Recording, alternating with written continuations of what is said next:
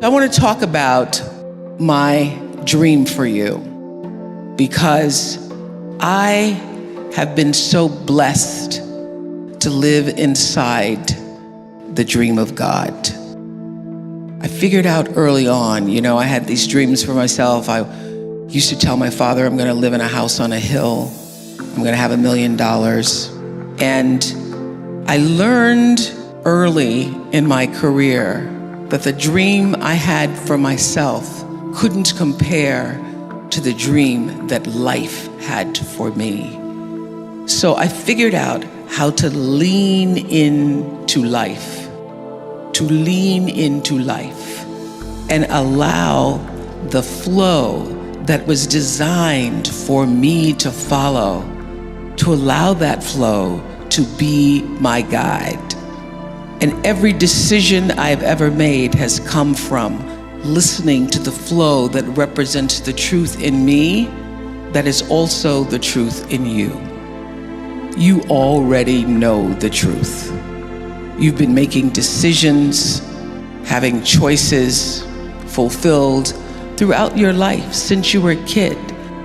And being able to make the right choice based upon what is the truth of you is the dream and prayer I hold for you today. Because being able to do that has led me to this stage and many other stages throughout the world. It's the truth. Everybody has what I call this instinct, this inner voice. It's called by many names: intuition, the divine, the flow, but everybody has it. And the truth is, every decision I've ever made that led me to the right space and place in my life, I got there because I relied on that inner voice, the truth of me. When I was 30 years old and about to leave Baltimore, because I felt something inside, that thing, that instinct, that flow, that truth that said, it's time to move on. And every single person around me, except for my best friend Gail, that's why she is my best friend Gail, said, you shouldn't move to Chicago. You should stay here. My bosses said, you're right here in Baltimore. You're a little fish in a big pond. You can grow old here. I go, that's the problem. I don't want to grow old doing the evening news here. So I listened to that inner voice that said, go. And I knew whether I got the job in Chicago, which of course I did, or not, that it was time to leave because the truth of me was urging me forward. And every decision I made after coming to Chicago, when everybody said, you should just take a salary. It's too big of a risk to own yourself, to own your show. What if that show fails? Then you're stuck. I said, I'm gonna bet on myself because the truth of me, the inner voice that I was allowed to get still and feel said, take the risk, bet on yourself. Every decision I've ever made, I've come back to that space and allowed myself to live in the place of intentional living. About 1989, after I'd been doing my show for 3 years, I ran across a book called The Seat of the Soul by Gary Zukav. And in it, he talked about how every action is followed by a reaction, which we all know is the third law of motion in physics. But he also said that before there's even a thought or an action, there is an intention. Something struck me about that. There's an intention that it precedes every thought and every action, and the outcome of your experiences is determined by the intention. At the time, I was a kind of woman who tried to do everything that everybody wanted me to do because I just started making money. The amount of money I made was being published. I got a lot of cousins instantly. A lot of people I used to know in school and friends of mine who all needed things, and I had problems saying no. So this principle of intention is what literally saved and changed the trajectory of my living, because I started to make my decisions based on what I intended, not just what somebody else wanted me to do or what I thought would please them, but what do I really intend to happen from the outcome of this decision or this choice? And so I started to apply this intentional living and this intentional thinking to everything in my life.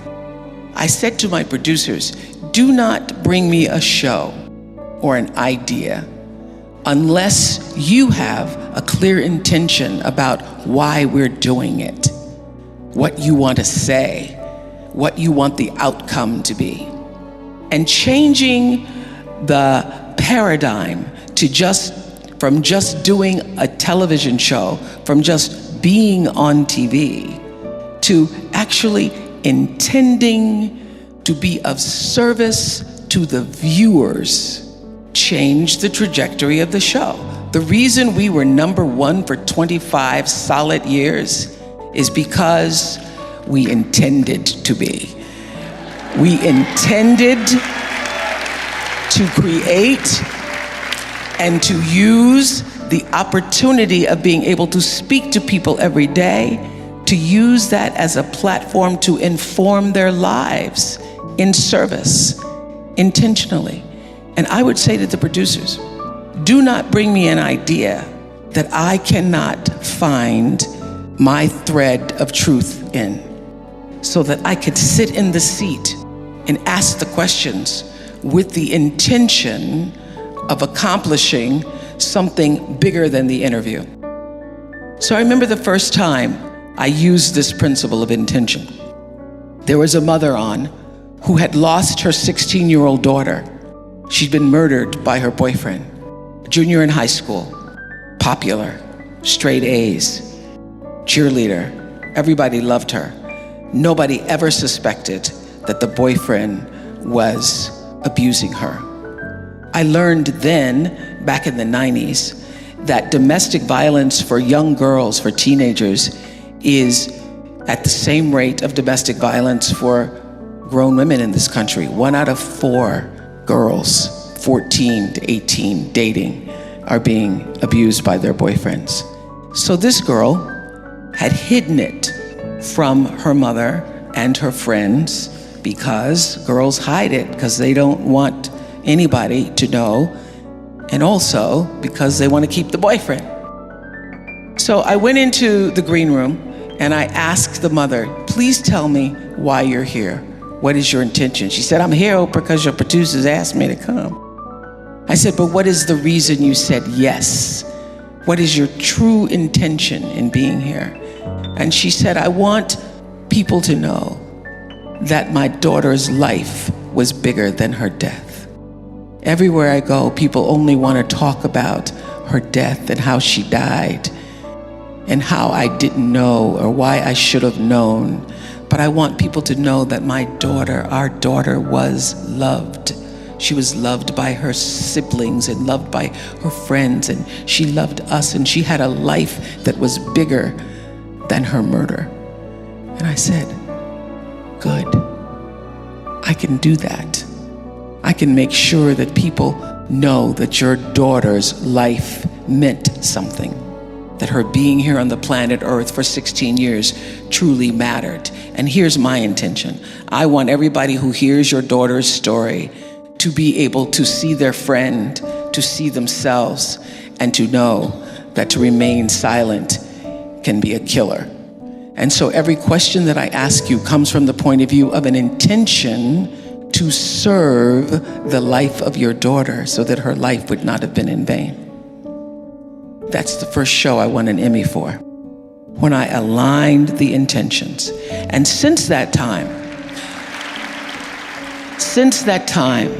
I don't make a decision without getting still, checking in with my inner truth, with what is the real reason I'm doing anything. Fail big. That's right. Fail big. Today is the beginning of the rest of your life, and it can be very frightening. It's a new world out there. It's a mean world out there, and you only live once. So do what you feel passionate about. Take chances professionally. Don't be afraid to fail. There's an old IQ test, was 9 dots, and you had to draw 5 lines with a pencil within these 9 dots without lifting the pencil. The only way to do it was to go outside the box. So don't be afraid to go outside the box. Don't be afraid to think outside the box. Don't be afraid to fail big, to dream big. But remember, dreams without goals are just dreams, and they ultimately fuel disappointment. So have dreams, but have goals. Life goals, yearly goals, monthly goals, daily goals. I try to give myself a goal every day. Sometimes it's just to not curse somebody out. Simple goals, but have goals. And understand that to achieve these goals, you must apply discipline and consistency. In order to achieve your goals, you must apply discipline, which you have already done, and consistency every day, not just on Tuesday and miss a few days. You have to work at it every day. You have to plan every day. You've heard the saying, we don't plan to fail, we fail to plan.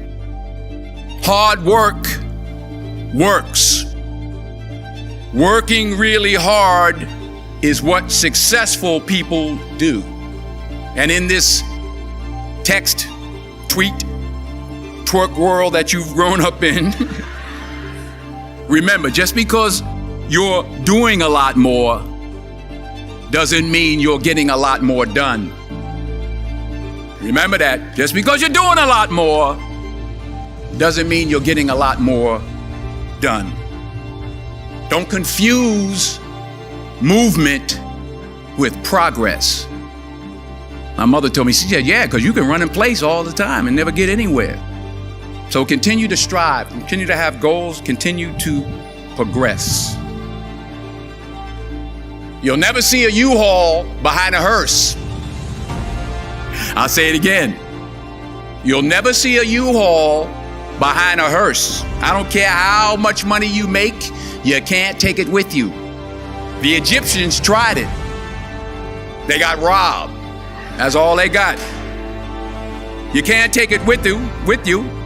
And it's not how much you have. It's what you do with what you have. We all have different talents. Some of you will be doctors, some lawyers, some scientists, some educators, some nurses. The most selfish thing you can do in this world is help someone else.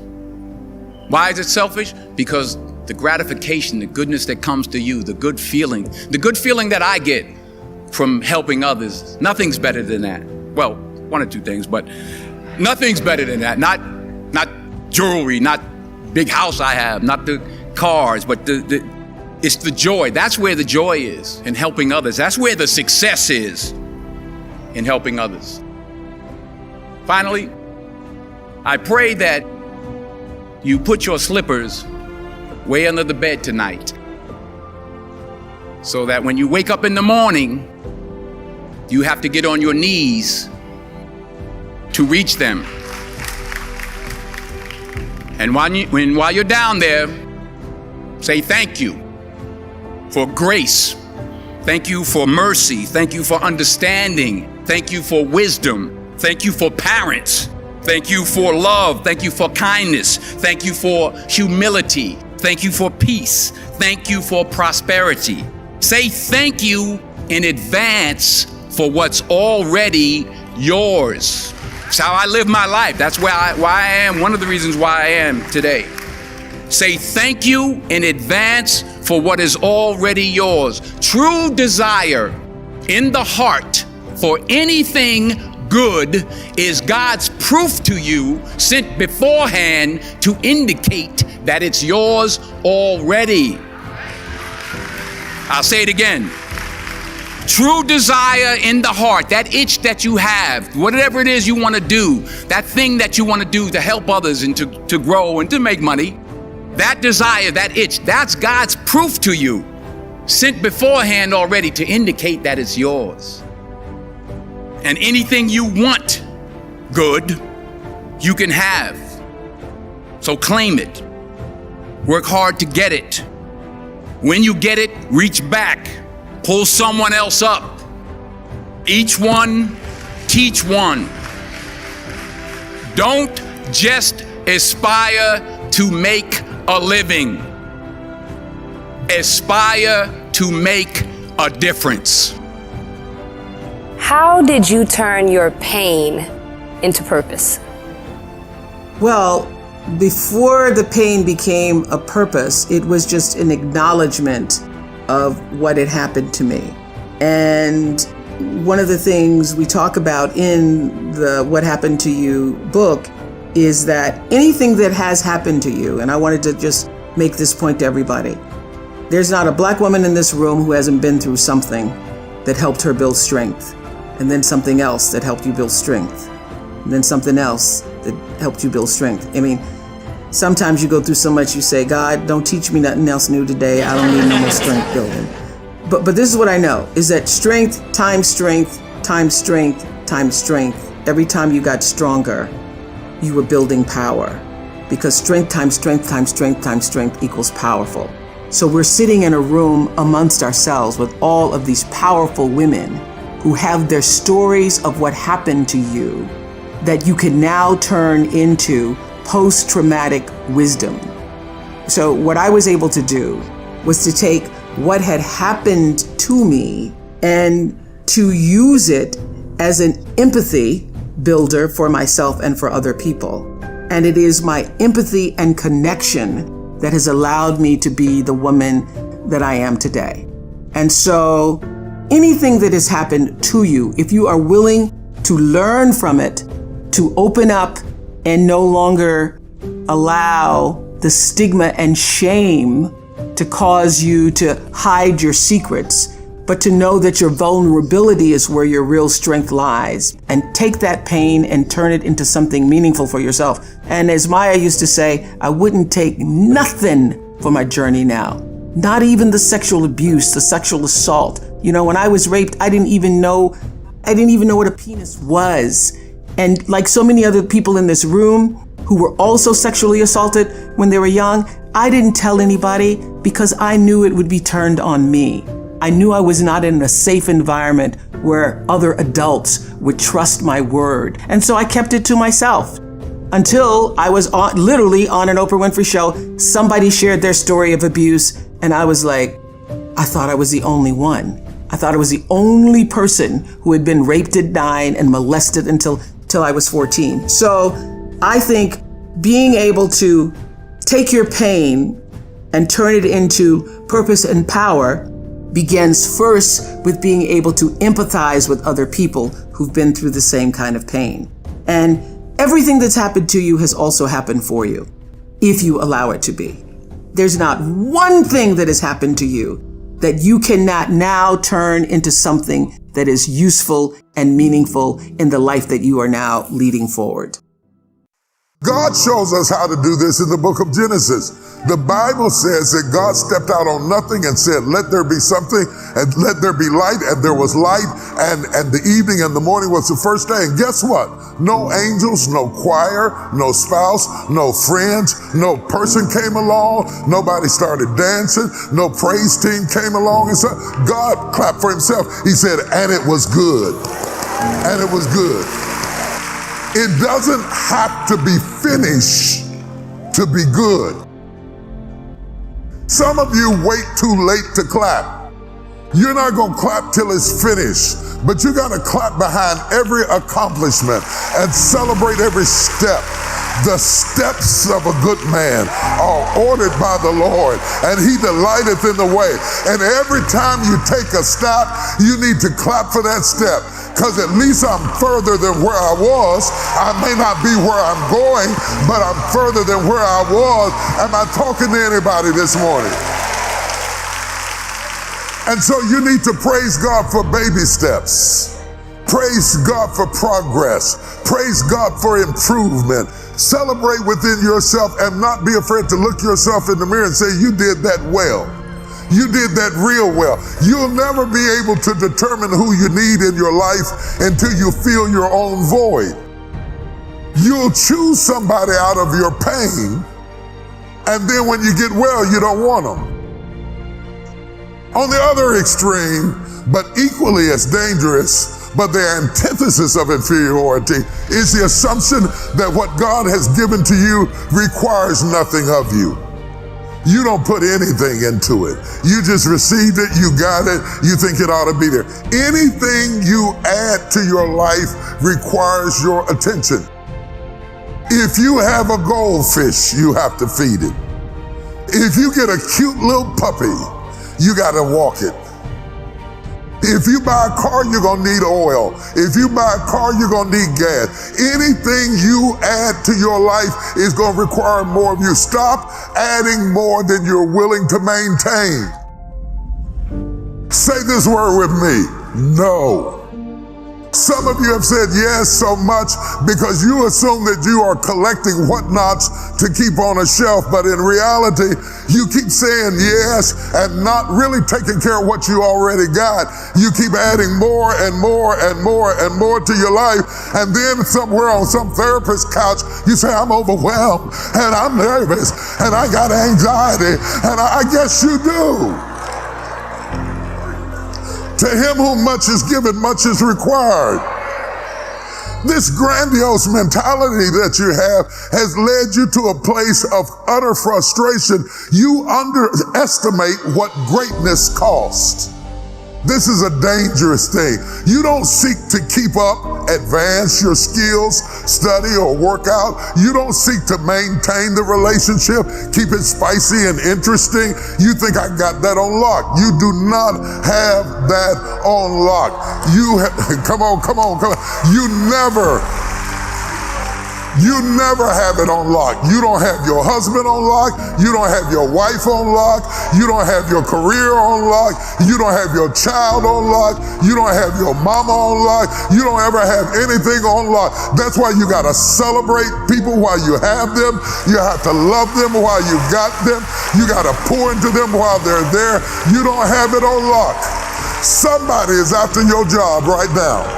Somebody's after your spouse right now. Somebody's after your house right now. Somebody's after your position right now. Never fall into complacency and think that you are so wonderful that your just being there is all that's required. No. Complacency will not do it. You have got to put some grind in it, some sweat into it, some work into it. That's why you don't need too many its. Because every it you take on is going to take something from you. It's going to give something to you, but it's going to take something from you. And there may not be enough of you to handle all the places you said yes to. And you've got to be able to evaluate, am I a pint-sized container with a gallon-sized appetite? Now I live in a house that my father would have bragged about cleaning. And my childhood imaginations were, what would the art look like in that house if somebody like me owned it? What would the core of the house look like if somebody like me owned it?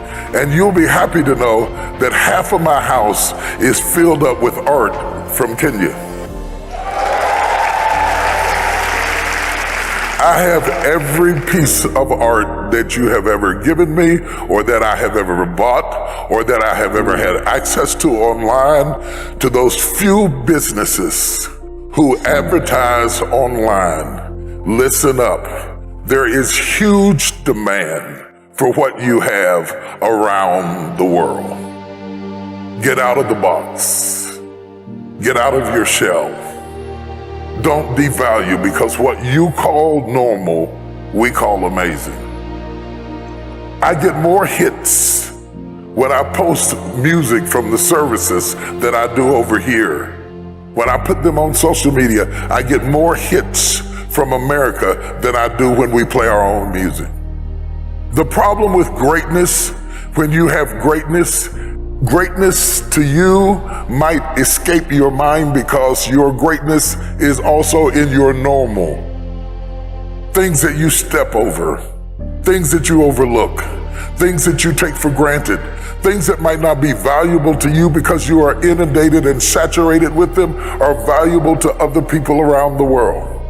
I was just talking to a gentleman the other day who said he exports artwork from this country and then resells it in other countries at 3 times and 4 times the price that you sell it for retail over here.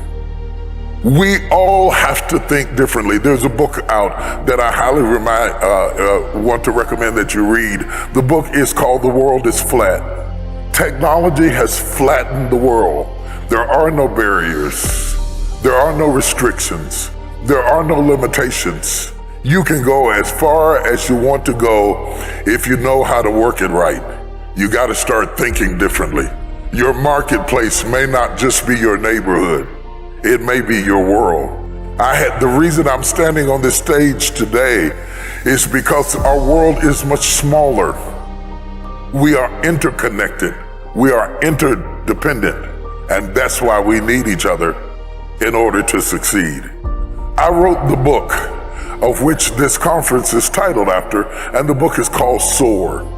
And the book is based on the idea that the Wright brothers stood on the ground, looked up in the air, and had a ridiculous thought. They said, we should fly. Can you imagine selling that idea at that time? It was ludicrous. And besides, they had no degree in engineering. They had no background in engineering. They had no previous experience in building anything like an airplane. They were bicyclists. They built bicycles. And the first airplane was built in a bicycle shop. You cannot use what you do not have to limit where you are trying to go. You have to take what you've got and take it and use it until you get what you want. The very first airplane was made not in an airplane hangar, not with the proper tools, not with the proper education. They lacked the resources. They had to fight for money. They succeeded where others had failed. And then they finally got the plane built. And when they built the plane and they all got it ready to fly, they had to move it all the way from, I believe it was Dayton, Ohio, to North Carolina to a place called Kitty Hawk. And they moved it all the way down there before they tried to fly it, because they understood that in order for the plane to fly, it had to be in the right wind. They moved it because the wind was right. I came all the way from Dallas, Texas, to tell you in Kenya, the wind is right for your dream. The wind is right. What does that mean? It means that in order to be successful, you have to do the right thing at the right time in the right atmosphere. And that's why there has to be a collaborative effort to get the right atmosphere for you to be successful. Praying about it is good. Talking about it is good. Having a business plan is critical. But there has to be more than that. There has to be a conscious effort by all the elected officials to work diligently to bring opportunities into this country that create a win for you to succeed and to be successful, so that the education that you have and the opportunities that you seek will be supplemented by the right atmosphere that makes it conducive for you to go after what you're trying to accomplish. More than ever, I would have to say, I miss the Oprah Winfrey Show. I chose to let it go. I felt that I'd said everything I needed to say after 25 years, and I wanted it to be my decision when I let it go. But I will say this past year, and now more than ever, I miss it, because I miss the opportunity for the spirit of constructive engagement that platform offered. So 2 weeks after the election last year, I went to a diner in Queens for Oprah Magazine with a group of women, Half of them were Trump supporters. Half of them were Hillary supporters. Nobody wanted to come to breakfast. I was like, it's going to be some great croissants. We're going to have some nice jams, ladies. Nobody wanted to sit down and have the croissants. So everybody came in the room all tight and hardened. And so I was able to, they were like, well, I've never been this close to these Hillary elitists. I've never been this close. And there other people were saying, well, I never sat this close to Trump supporter before, but we're going to do it. I will tell you, after 2.5 hours, I had those women not only eating croissants, sitting around the table, listening to each other's stories, hearing both sides. And by the end, they were holding hands, exchanging emails and phone numbers and singing Reach Out and Touch. We're all pretending to be Diana Ross, which means it's possible, it can happen. So I want you to work in your own way to change the world in respectful conversations with others at a rate and a rhythm that's in tune with the source from which you have come, your truth. And I want you to enter every situation aware of its context, open to hear the truths of others, and most important, open to letting the process of changing the world change you. That is the spirit of constructive engagement. So that's the goal, to be a compassionate woman of substance, to be committed, to have constructive engagement, to live this life of substance. Substance. What I know for sure is if you focus on the substance, the success will come.